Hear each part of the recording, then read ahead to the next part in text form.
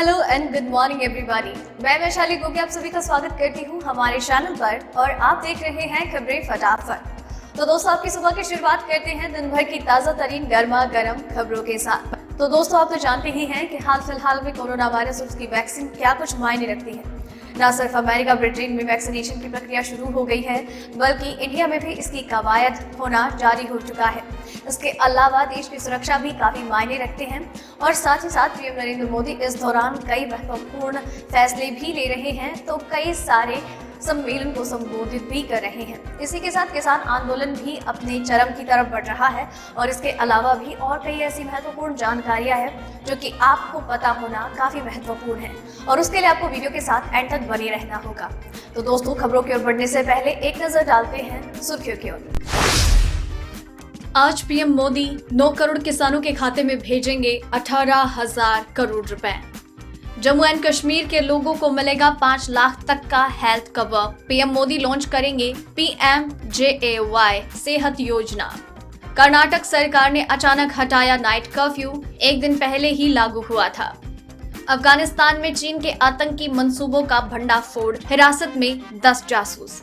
स्वदेशी corona vaccine trial के लिए नहीं मिल रहे हैं वॉलंटियर्स, एम्स ने जारी किया विज्ञापन। आज से इम्फाल गुवाहाटी का दौरा करेंगे गृह मंत्री अमित शाह। असम में 2021 में होने वाले हैं चुनाव। अब नॉन एयरटेल यूजर्स भी खरीद सकते हैं कंपनी की ये सर्विस। 1 महीने के लिए देने होंगे 50 रुपए से कम। Amazon से होगी Xiaomi के 108 मेगापिक्सल कैमरा वाले अपकमिंग स्मार्टफोन की बिक्री। 5 जनवरी को होगा लॉन्च। जी हाँ दोस्तों, ऐसे और भी कई खबरें और अपडेट्स हैं जिनके बारे में हम आपको जानकारी आगे वीडियो में देंगे, तो वीडियो के साथ एंड तक बने रहिएगा। इसी के साथ ही इस वीडियो को बनाने में मुझे बहुत मेहनत लगती है और आप उतनी ही मेहनत, प्यार और सब्र के साथ इस वीडियो को एंड तक देखते हैं। इस बात का मैं तहे दिल से शुक्रिया अदा करती हूँ। आप अपना ये प्यार और सपोर्ट हमारे साथ यूं ही बरकरार रखिए। वीडियोस को लाइक और शेयर करना बिल्कुल ना भूलें और अपना प्यार हमें कमेंट्स के जरिए जरूर दें। तो चलिए दोस्तों अब एक एक करके खबरों को जान लेते हैं। देश में कोरोना वायरस से संक्रमित मरीजों की संख्या अब कम होने लगी है। स्वास्थ्य मंत्रालय की ओर से जारी आंकड़ों के अनुसार पिछले 24 घंटे में कोविड-19 संक्रमण के 24,010 नए मामले सामने आए, जबकि 355 लोगों की मौत हुई है। नए केस सामने आने के बाद देश में अब तक कोरोना संक्रमित मरीजों की कुल संख्या 99,56,557 हो गई। देश में अब तक 94,89,740 लोग रिकवर हो चुके हैं, जबकि इस समय 3,22,366 एक्टिव केस हैं। चलिए बढ़ते हैं अगली खबर की ओर। प्रधानमंत्री नरेंद्र मोदी आज दोपहर 12 बजे किसानों के खाते में पीएम किसान सम्मान निधि योजना की अगली किश्त भेजेंगे। इसके तहत 9 करोड़ किसानों के खाते में 18,000 करोड़ रुपए भेजे जाएंगे। पीएम मोदी देश के 6 राज्यों के किसानों के साथ वर्चुअल संवाद भी करेंगे। ये पीएम किसान योजना की 7वीं किस्त होगी। जिसके अलावा किसान आंदोलन को ध्यान में रखते हुए पीएम मोदी देश के 6 राज्यों के किसानों के साथ वर्चुअल संवाद भी करेंगे। इसमें किसान इस योजना के बारे में अपने अनुभव बताएंगे और सरकार के अन्य किसान कल्याण कार्यक्रमों के बारे में भी फीडबैक देंगे। इस दौरान कृषि मंत्री नरेंद्र सिंह तोमर भी मौजूद होंगे। वीडियो कॉन्फ्रेंसिंग के जरिए आयोजित होने वाले इस कार्यक्रम में पीएम मोदी 9 करोड़ से ज्यादा लाभार्थी किसान परिवारों के खाते में 18,000 करोड़ रुपए से ज्यादा की राशि ट्रांसफर करेंगे। चलिए बढ़ते हैं अगली खबर की ओर। पाकिस्तान का सदाबहार दोस्त चीन दुनिया भर में आतंकी घटनाओं को अंजाम देने के फिराक में है। इसकी पुष्टि अफगानिस्तान की राजधानी काबुल से गिरफ्तार हुए 10 चीनी जासूसों ने की। यहाँ एक चीनी मॉड्यूल का भंडाफोड़ हुआ जो आतंकी सेल का संचालन कर रहा था। ये जानकारी पश्चिम एशियाई देश में राजनयिकों और सुरक्षा अधिकारियों ने दी। घटना की जानकारी रखने वाले काबुल और दिल्ली में मौजूद लोगों ने कहा कि मॉड्यूल का भंडाफोड़ होने से बीजिंग को काफी शर्मिंदगी उठानी पड़ रही है। अब वो इस मामले को छिपाने के लिए अशरफ गनी सरकार को मनाने की कोशिश कर रहा है। हाल ही में 10 चीनी नागरिकों को अफगानिस्तान के राष्ट्रीय सुरक्षा निदेशालय NDS द्वारा जासूसी और आतंकी सेल चलाने के आरोप में हिरासत में लिया गया। NDS ने ये कार्रवाई 10 दिसंबर को शुरू की थी। सालों में ये पहली बार है जब चीनी नागरिक अफगानिस्तान में जासूसी करते हुए पकड़े गए। जब से अमेरिका ने अफगानिस्तान से अपने सैनिकों को वापस बुलाया है, तब से ही बीजिंग यहाँ तेजी से अपने प्रभाव का विस्तार कर रहा था। चलिए बढ़ते हैं अगली खबर की ओर। कोरोना वायरस की मार झेल रही सारी दुनिया में अब तक लाखों लोगों की इस संक्रमण से मौत हो चुकी है। अमेरिका सहित कई अन्य देशों में कोरोना वायरस से बचाव के लिए लोग वैक्सीन ले रहे हैं। भारत में भी कई कंपनियां कोरोना की वैक्सीन तैयार कर रही है। हालांकि वैक्सीन के तीसरे चरण के ट्रायल के लिए वॉलंटियर्स नहीं मिल रहे। वॉलंटियर्स न मिलने की वजह से all India institute of medical science AIIMS ने एक विज्ञापन जारी किया, जिसमें लोगों से तीसरे चरण के ट्रायल का हिस्सा बनने के लिए कहा गया। एम्स ने अपने विज्ञापन में बताया कि कोवैक्सीन का पहला और दूसरे चरण का ट्रायल सफल रहा है। एम्स ने बताया कि जिन व्यक्तियों को परीक्षण में रुचि है वो अस्पताल प्रशासन से फोन करें 9174288499 या फिर दी गई ईमेल आईडी पर ईमेल कर सकते हैं। नामांकन की अंतिम तिथि 31 दिसंबर 2020 है। कोवैक्सीन का लेट स्टेज ट्रायल चल रहा है। ये भी कहा गया था कि बड़े पैमाने पर होने वाले तीसरे स्टेज के ट्रायल में इसके प्रभाव के बारे में ज्यादा जानकारी सामने आ जाएगी। दूसरे स्टेज के ट्रायल का पता चला था कि कोवैक्सीन इम्यून रिस्पॉन्स को बढ़ावा देती है। साथ ही साथ किसी तरह का कोई बड़ा साइड इफेक्ट भी नहीं देखा गया। चलिए बढ़ते हैं अगली खबर की ओर। कोरोना वायरस का नया स्ट्रेन मिलने के बाद एहतियात के तौर पर कर्नाटक सरकार द्वारा लगाए गए नाइट कर्फ्यू को वापस ले लिया गया है। बुधवार को ही सरकार ने 1 जनवरी तक रात में 11 बजे से सुबह 5 बजे तक का कर्फ्यू लगाया था, लेकिन गुरुवार को सरकार ने नाइट कर्फ्यू हटाने का फैसला किया। गुरुवार शाम कर्नाटक सरकार की ओर से जारी एक बयान में कहा गया कि तकनीकी सलाहकार समिति के सुझाव पर स्थिति की समीक्षा के बाद नाइट कर्फ्यू के आदेश को वापस लेने का फैसला हुआ है। मुख्यमंत्री के निर्णय की समीक्षा मुख्यमंत्री BS येदियुरप्पा ने कहा, जनता की राय को देखते हुए रात के कर्फ्यू की कोई जरूरत नहीं थी। निर्णय की समीक्षा की गई और कैबिनेट के सहयोगियों और वरिष्ठ अधिकारियों के साथ रात के कर्फ्यू को वापस लेने का फैसला हुआ। एक दिन पहले ही बुधवार को स्वास्थ्य मंत्री के सुधाकर ने कोविड-19 के लिए राज्य की तकनीकी सलाहकार समिति TSC के सदस्यों और वरिष्ठ अधिकारियों के साथ बैठक की, जिसके बाद मुख्यमंत्री BS येदियुरप्पा ने बुधवार रात से ही 2 जनवरी तक कर्फ्यू लगाने व इसकी अवधि रात 10 बजे से सुबह 6 बजे तक रखने की घोषणा की थी। चलिए बढ़ते हैं अगली खबर की ओर। भारत सरकार में गृह मंत्री अमित शाह शनिवार से नॉर्थ ईस्ट के दौरे पर जा रहे हैं। इस दौरान शाह 26 और 27 दिसंबर को गुवाहाटी और इम्फॉल में रहेंगे। वो असम में स्थानीय जनजातीय समूह से मुलाकात करेंगे और मेडिकल कॉलेज की आधारशिला रखेंगे। वहीं अगले दिन 27 दिसंबर को इम्फॉल में पुलिस हेडक्वार्टर के निर्माण कार्यक्रम में हिस्सा लेंगे। गौरतलब है कि अगले साल असम में विधानसभा चुनाव होने हैं। कोविड के कारण इसकी तारीखें बदली गई थी। भारत के उत्तर पूर्वी राज्यों के दौरे पर निकले शाह की मणिपुर के मुख्यमंत्री एन बीरेन सिंह से मुलाकात की संभावना थी, लेकिन कोविड-19 पॉजिटिव होने के बाद CM सिंह को आइसोलेट किया गया। यही वजह रही कि शाह के दौरे की तारीखों में बदलाव किया गया। सिंह के अलावा शाह राज्य की गवर्नर नजमा हेपतुल्ला, बीजेपी के नेताओं, विधायकों और मंत्रियों से मुलाकात करेंगे। मीडिया रिपोर्ट्स की माने तो शाह और CM सिंह के बीच इंडो नागा शांति वार्ता पर चर्चा हो सकती है। शाह के इस दौरे पर कई बड़े मुद्दों को लेकर चर्चा होने की संभावना है। कुछ रिपोर्ट्स के अनुसार सूत्र बताते हैं कि 6ठी अनुसूची में संशोधन, मणिपुर भूमि सुधार और राजस्व अधिनियम, उग्रवाद, मणिपुर बीजेपी इकाई संगठन में बदलाव, ड्रग्स और इंडो म्यांमार सीमा मुद्दों पर बात हो सकती है।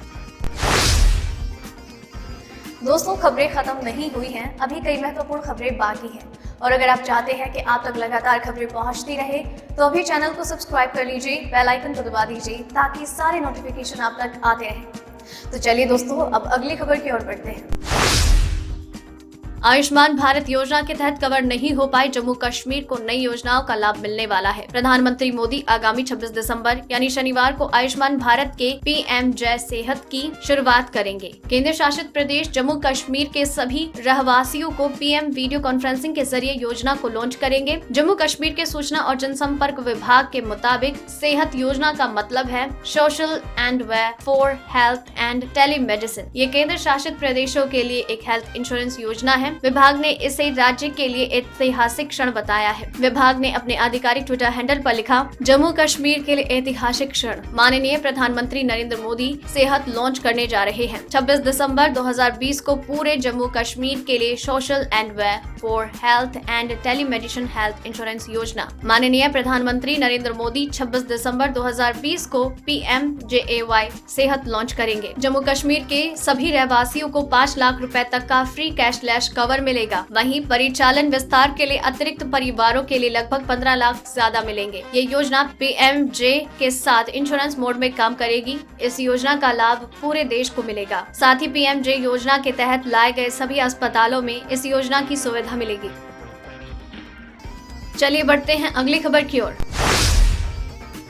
दिल्ली NCR समेत पूरा उत्तर भारत इन दिनों कोहरे और बर्फीली हवाओं की चपेट में है। दिल्ली से लेकर उत्तर प्रदेश, हरियाणा, बिहार आदि मैदानी क्षेत्र कोहरे और शीतलहर की चपेट में हैं। वहीं पहाड़ी इलाके जैसे जम्मू कश्मीर और हिमाचल आदि में बर्फबारी हो रही है। ये बर्फबारी मैदानी इलाकों में ठंड की वजह है। राष्ट्रीय राजधानी दिल्ली और उसके पड़ोसी राज्यों में अगले कुछ दिनों तक सुबह के समय घना कोहरा छाया रह सकता है। साथ ही कपा देने वाली ठंड भी पड़ सकती है। IMD के अनुसार नए साल की पूर्व संध्या का जश्न भी कड़ाके की ठंड में मनाना पड़ सकता है, क्योंकि तापमान 2 से 3 डिग्री तक गिरावट के आसार हैं। गुरुवार को भी दिल्ली और आसपास के इलाकों में घना कोहरा छाया रहा। पंजाब, पश्चिमी UP, दिल्ली, पूर्वी उत्तर प्रदेश समेत तमाम इलाकों में आज सुबह घना कोहरा छाया रहा। दिल्ली के पालम इलाके में इतना कोहरा था कि 50 मीटर दूरी तक देखना भी मुश्किल था। वहीं अमृतसर में तो दृश्यता सिर्फ 25 मीटर रही।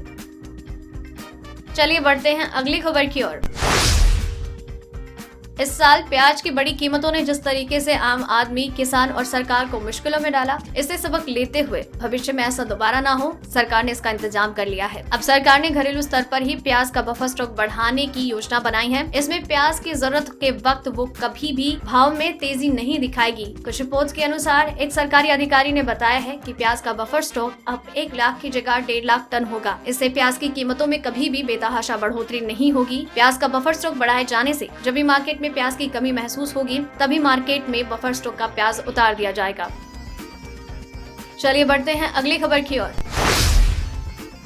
नॉन एयरटेल यूजर्स भी अब एयरटेल की video streaming service Airtel extreme को सब्सक्राइब कर पाएंगे। अब तक ये सर्विस चुनिंदा prepaid plans, postpaid plans, DTH और ब्रॉडबैंड सब्सक्रिप्शन के साथ सिर्फ एयरटेल यूजर्स के लिए ही उपलब्ध थी। नॉन एयरटेल यूजर्स इस सर्विस को 49 रुपए में 1 महीने के लिए और 499 रुपए में 1 साल के लिए खरीद सकते हैं। एयरटेल एक्सट्रीम में ढेरों मूवीज और कई तरह के TV शोज ऑफर किए जाते हैं। साथ ही इस सर्विस में लायंसगेट प्ले, इरोज नाउ, हंगामा प्ले और ZEE5 जैसे कई OTT प्लेटफॉर्म से ओरिजिनल्स भी ऑफर किए जाते हैं। स्ट्रीमिंग सर्विस में कई लाइव न्यूज चैनल्स भी मिलते हैं। साथ ही ढेरों स्पॉट स्टार चैनल भी इस सर्विस के तहत ऑफर किए जाते हैं। इंग्लिश और हिंदी मूवीज और TV सीरीज के साथ ही इस प्लेटफॉर्म पर बंगाली, कन्नड़, मराठी और तमिल जैसी कई भाषाओं में कंटेंट मिलता है। एयरटेल एक्सट्रीम ऐप के जरिए एंड्रॉइड और iOS यूजर्स ऑफलाइन व्यूइंग के लिए कंटेंट डाउनलोड भी कर सकते हैं। इस सर्विस को मैक्सिमम 5 डिवाइसेस में इस्तेमाल किया जा सकता है। ये service Chromecast feature, Android TV और Fire TV स्टिक को सपोर्ट करता है। हालांकि इन फीचर्स को